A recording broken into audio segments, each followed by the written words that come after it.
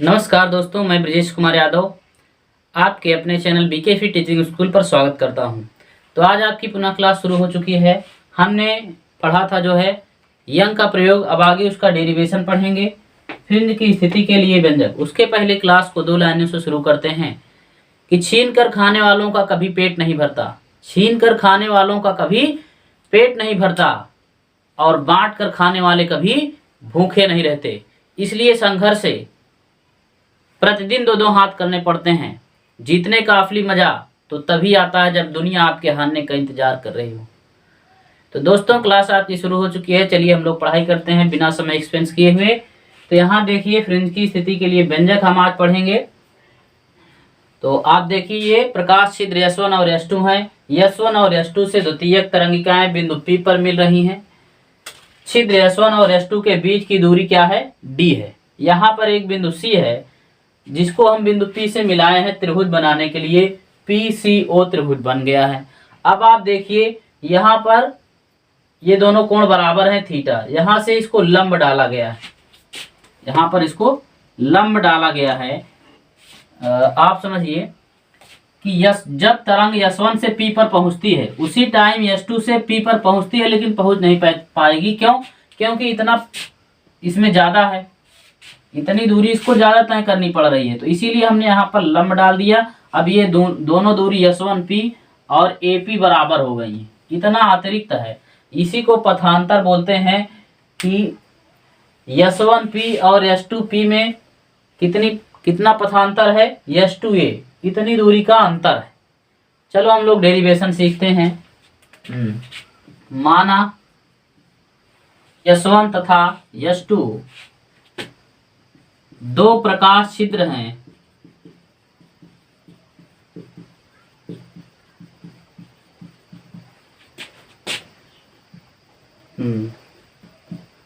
जिनकी पर्दे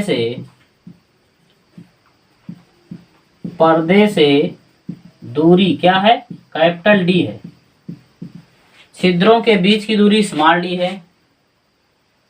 छिद्र S1 और S2 के बीच की दूरी स्मॉल d है। माना S1 व S2 से चलने वाली प्रकाश तरंगें बिंदु P पर मिलती हैं। कहाँ मिल रही हैं? देखिए, S1 और S2 से चलने वाली प्रकाश तरंगें बिंदु P पर मिलती हैं। जहां पर कोई फ्रिंज प्राप्त होता है, जहां पर कोई फ्रिंज प्राप्त हो रहा है, फ्रिंज प्राप्त होता है, जिसकी बिंदु O से दूरी क्या है? x है। x है। S1 से चलने वाली तरंग की दूरी बराबर S1P है। S1P, ठीक है। उसी तरह S2 से चलने वाली तरंग की दूरी बराबर S2P।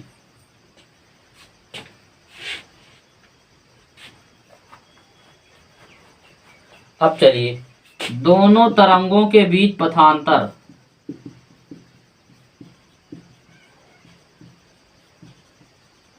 दोनों तरंगों के बीच पथांतर कितना होगा? S2P में S1P घटा देंगे। S2P क्यों? S2P की लंबाई बड़ी है, तो S2P में S1P की लंबाई क्या करेंगे? घटा देंगे। तो जब घटाएंगे तो यही इतना, तो यहाँ पर S2A इतनी वैल्यू आ जाएगी, ठीक है। चलो, अब जो है, अब त्रिभुज S1 S2A ये दोनों समरूप त्रिभुज हैं। S1 S2A तथा कौन सा त्रिभुज?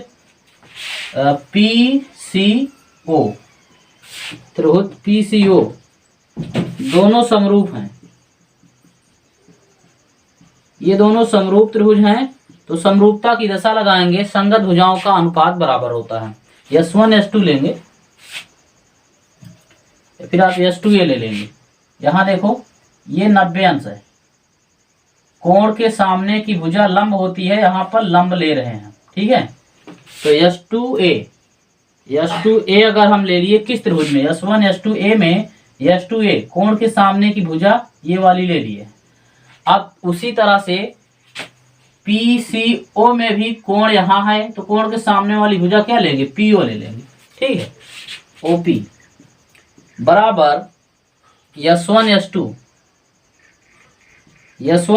क्या है, कर्ण है। क्यों, क्योंकि यहाँ 90 अंश है, 90 अंश के सामने की भुजा कर्ण होती है। तो यहाँ पर इस वाले त्रिभुज में 90 अंश है, इसके सामने की भुजा कौन सी है, CP है, ठीक है। तो इसमें अगर S1 S2 ले लिए कर्ण को, तो PCO में भी कर्ण लेंगे, CP आप ले लेंगे, ठीक।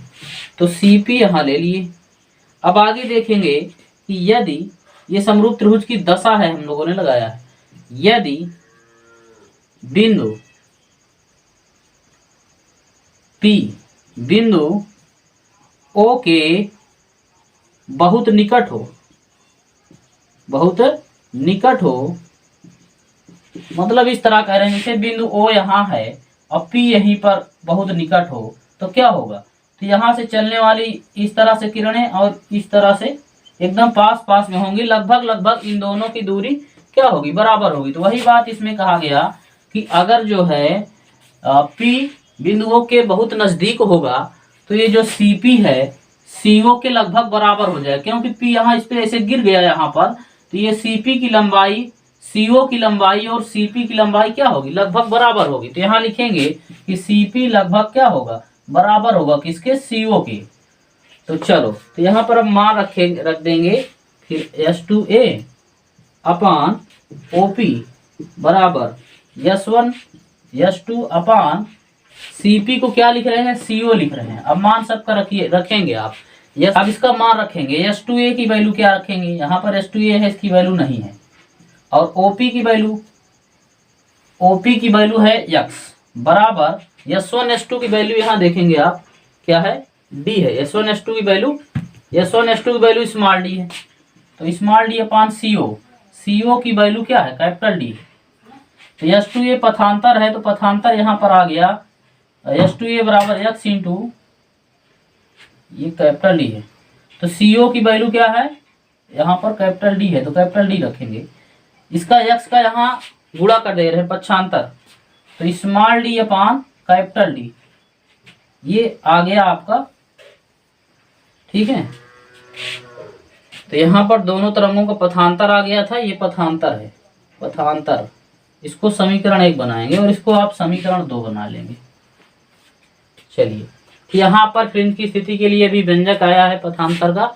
अब दीप्त और अदीप्त फ्रिंजों के पथांतर का सूत्र निकालेंगे, इसको आप पहले नोट कर लें। चलो यहाँ लगा देते हैं, ठीक है। नंबर 1, दीप्त फ्रिंज, फ्रिंजों की स्थितियां।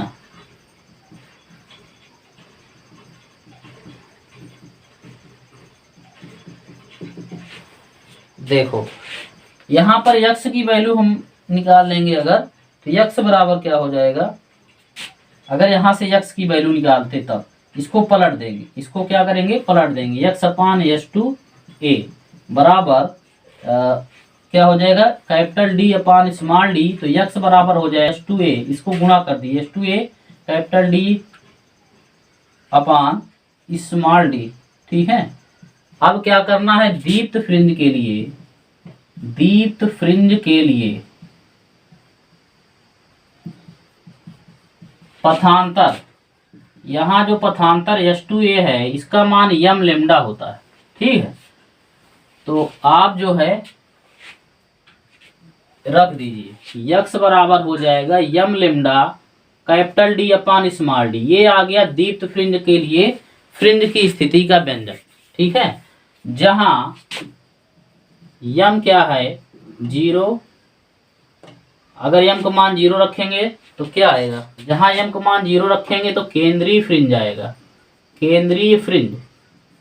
और यम का मान 1 रखेंगे तो पहली दीप्त फ्रिंज आएगी, दीप्त फ्रिंज। यम का मान 2 रखेंगे तो दूसरी दीप्त फ्रिंज आएगी। ठीक है, इसी तरह यम का मान आप कुछ भी रख सकते हैं, 0 1 2 3 डॉट डॉट। ठीक, यम का मान जो है आप यन रख देंगे तो क्या हो जाएगा, यनवी दीप्त फ्रिंज हो जाएगा।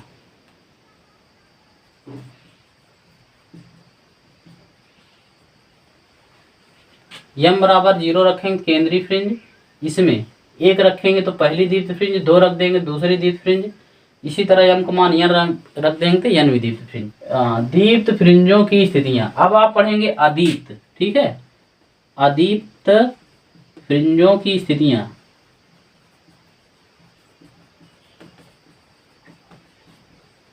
चलिए, तो अदीप्त फ्रिंजों की जो स्थितियां हैं, आप इस तरह से यक्स का सूत्र क्या है यहां से देख लो, यस टू ए और D capital D upon small D. तो अदीप्त फ्रिंज के लिए पथांतर का इसमें क्या होता है, अदीप्त फ्रिंज का पथांतर आपको पढ़ाए हैं हम पहले से, यम बराबर होता है यम प्लस 1/2 लेमडा। ठीक, तो इस मान को आप इस यक्स के सूत्र में रखिए, तो यक्स बराबर m plus 1/2 lambda capital D upon small D. तो इसको इस तरह से कर लेंगे, m plus 1/2 capital D lambda upon small D. और यहाँ भी इसको आप इस तरह कर सकते थे, यक्स बराबर m capital D lambda upon small D. ठीक, तो इसको यहाँ हटा देते हैं। इसी सूत्र को हमने क्या किया है, लेमडा को पीछे लिख दिया है बस, और कुछ नहीं। तो अगर यम का मान जो है आप 1 रखेंगे, यम बराबर 1, 0 रखेंगे तो पहली अदीप्त फ्रिंज, यम का मान 1 रखेंगे तो दूसरी अदीप्त फ्रिंज। इस तरह से आप कुछ भी यम बराबर 0 1 2 3 डॉट डॉट रखेंगे। यम बराबर यन रख देंगे तो यन प्लस 1वीं दीप्त अदीप्त फ्रिंज आ जाएगी। तो इसमें जब 0 रखे थे तो यहाँ पर 0 रख दिए थे तो केंद्रीय फ्रिंज आई थी, 1 रख दिए थे तो पहली दीप्त फ्रिंज आई। लेकिन इसमें अलग है, 0 रखेंगे तो पहली अदीप्त फ्रिंज आएगी, 1 रखेंगे तो दूसरी अदीप्त फ्रिंज आएगी। चलो, अगर आपको पाना है अच्छा परसेंटेज इंटरमीडिएट में और आपको पानी है सफलता, तो आप हमारे साथ पढ़िए बीकेफी टीचिंग स्कूल पर। अगर आप चैनल पर नए हैं तो आप इसको सब्सक्राइब कर दीजिए। हम बताएंगे आपको क्या पढ़ना है और क्या नहीं पढ़ना है। आपको पढ़ना वही है जो आएगा एग्जाम में। Thank you.